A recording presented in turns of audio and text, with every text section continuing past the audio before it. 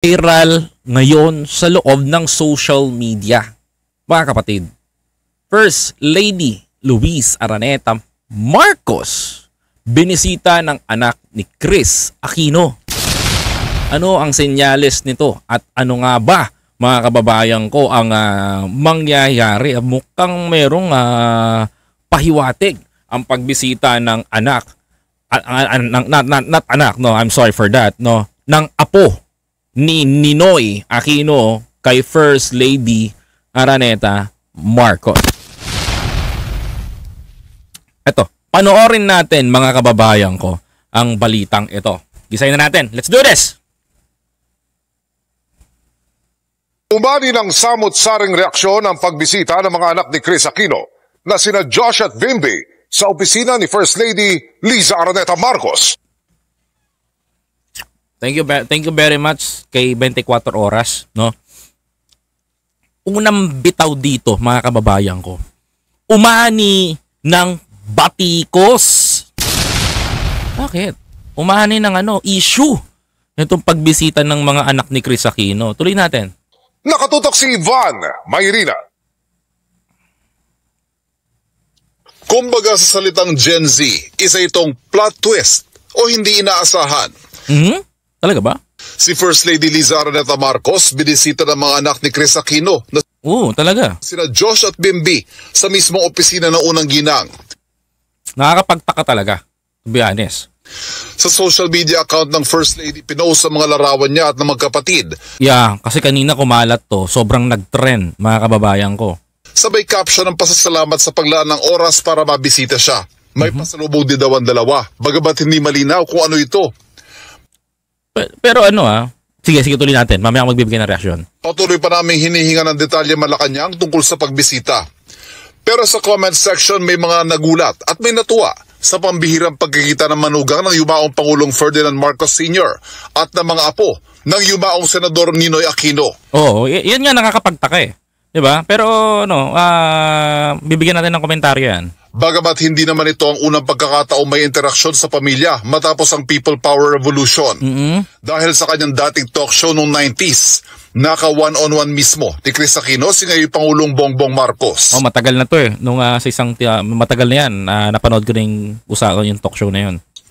Nung pumanaw si dating Pangulong Cory, dumalaw naman ang Noy Ilocos Norte representative na si Bongbong Marcos at kapatid na si Aimee. Ayan. Anyway, ulitin natin to. Gisayin natin. Meron ako nakita dito eh. To be honest, meron ako nakita dito. Pakinggan nyo to Samot-saring reaksyon ang pagbisita ng mga anak ni Kris Aquino na sina Josh at Bimby sa opisina ni First Lady Liza Araneta Marcos. Ito. Nakatutok si Ivan Mayrina. Ito, mga kababayan tingnan nyo mabuti. Kumbaga sa salitang Gen Z, isa itong plot twist o hindi inaasahan. Yeah. Totoo yung sinabi dito ni Ivan Mayrina, no? Based on my own opinion, this is a plot twist. Hindi inaasahang pagtatagpo, mga kababayan ko. Because alam natin, mga kababayan ko, may mensahe ito na malalim, to be honest.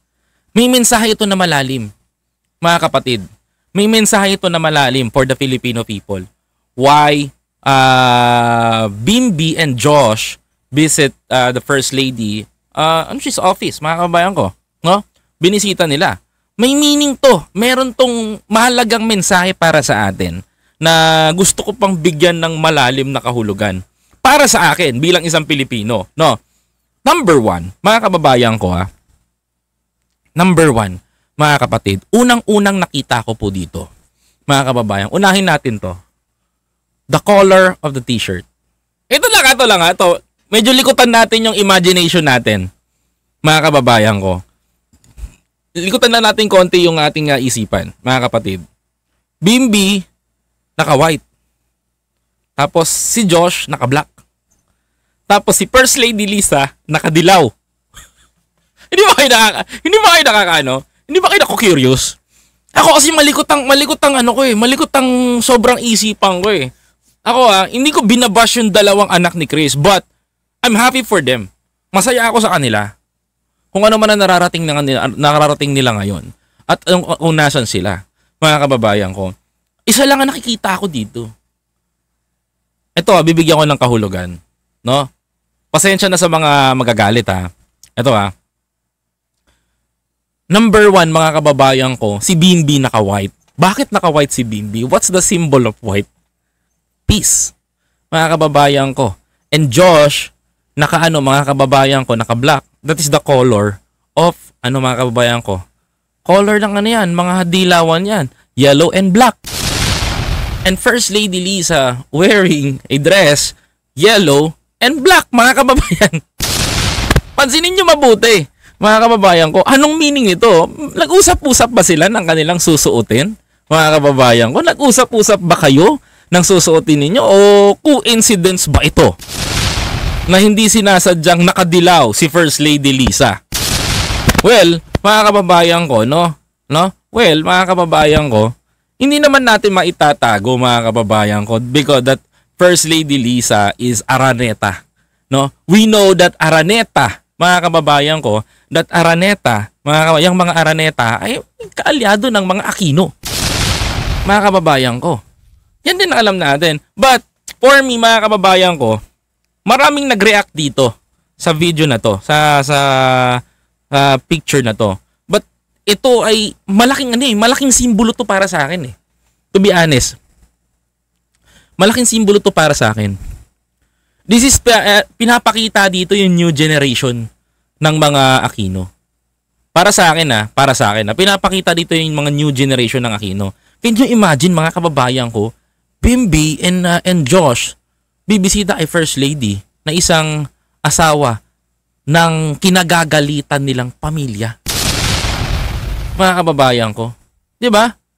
Mga kapatid, imagine niyo kinagagalitan nila tong pamilya na to, kinamumuhian nila. We know mga kababayan ko that Ferdinand Marcos and Ninoy Aquino, mga kababayan ko, ay talagang may alitang matindi na kahit sa politika ay nangyari. Kahit sa politika ay nagkaroon sila ng mga kababayan ko, ng political rival. Even sa babae. Mga kababayan ko. But in this photo, mga kababayan ko, na ginawa o binisita o nilabas ni First Lady Liza, mga kapatid, isang malaking simbolo po ito ng kapayapaan, both Dilawan and the Marcoses.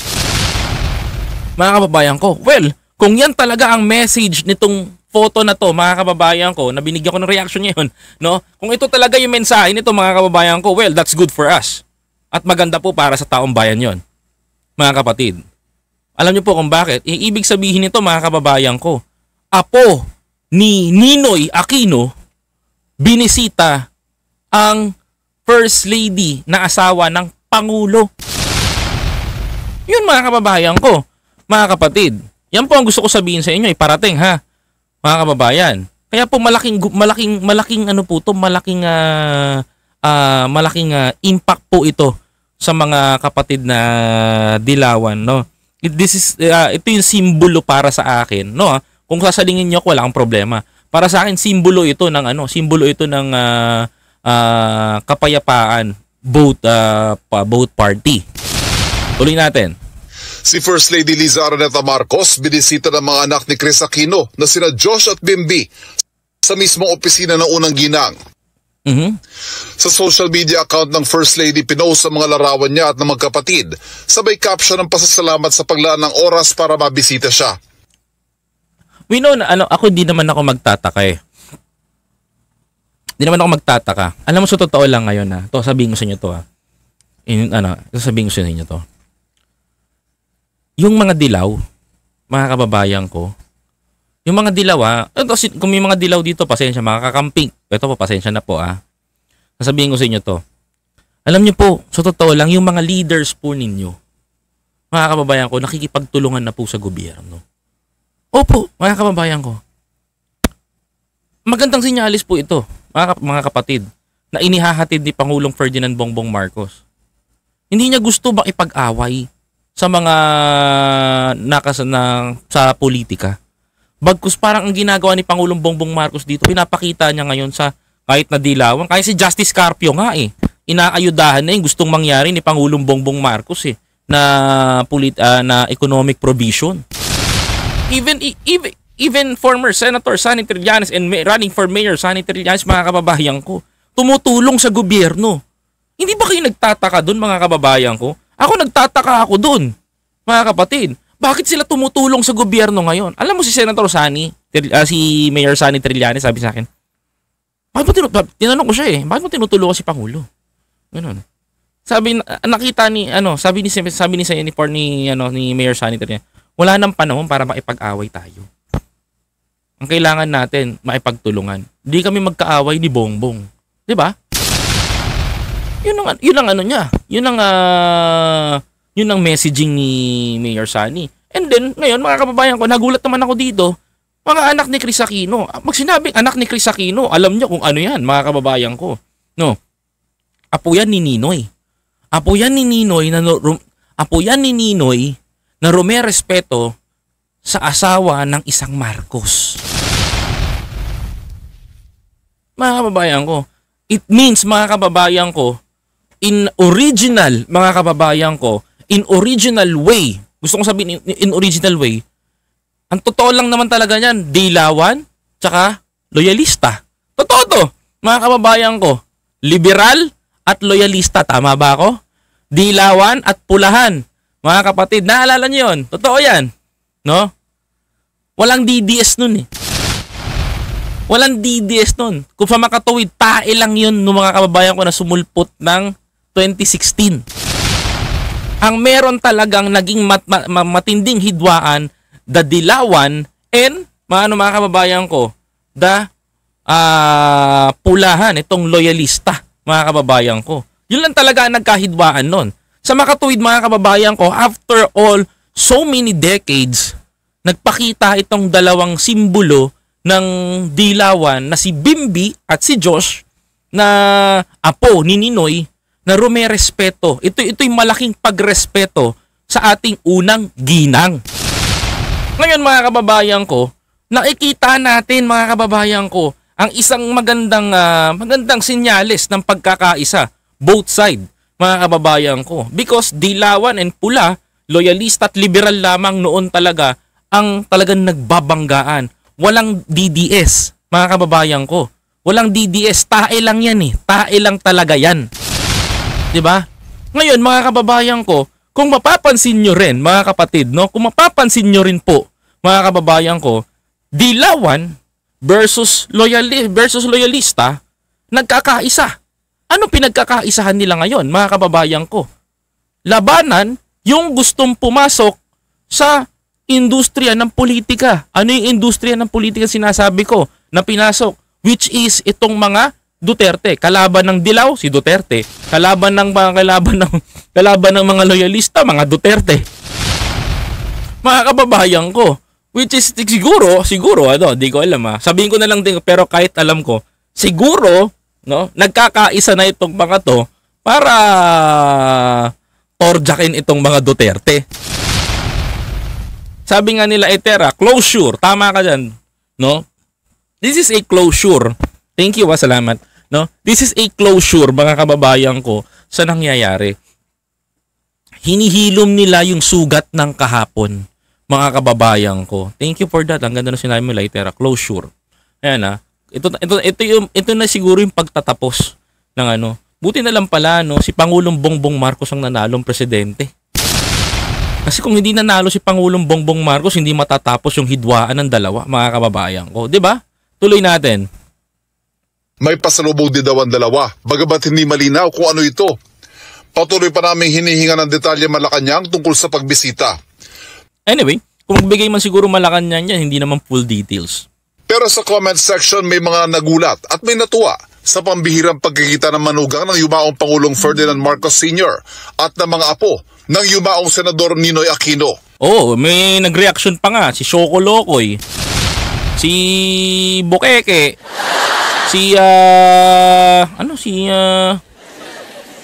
Joe Baba ba to? Joe Baba, yung babaeng di naliligo.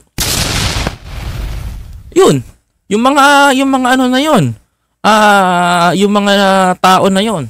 Siyempre, mga kababayan ko, nangunguna sa pangbabash dito kay First Lady ngayon, itong mga tao ni Dutz, di ba? Ayaw nila ng pagkakaisa. Pag nakita nilang magkasama yung mga yan, manggigigil yung mga yan. Because Beam and Josh representing kay Chris Aquino. Tama? Diba? With First Lady Liza. Baka mamaya makita natin sooner or later kasama na si Chris Aquino dito. Doon kayo magulat. Diba? Pero it's clearly, mga kababayan ko, malinaw po ito para sa akin, mga kababayan ko, binabash nila to because wala na silang masabi ngayon. Yung mga tao ni Dutz, mga kababayan ko, babanat lang yan. Sabi ko nga sa inyo, like I said, mga kababayan ko, nagko-content lang yan, hindi yan kagaya namin na nagko-content sila for chicha. Sila mga Harlika, sila si Shoko Lokoy, di ba? Oh. Mabanat lang yan because kailangan nila ng panchicha, yung isa pampanganak. Diba? Kaya ganyan po sila kadesperado at bumanat ng bumanat. Mga kapatid, sasabihan nila, ay, reconciliation. Kung Senator Amy nga, di nga nakikipagbati daw yan si FL Liz. Sigurado ba kayo nag-away? Basta ako yung alam ko ngayon, tatago ko muna.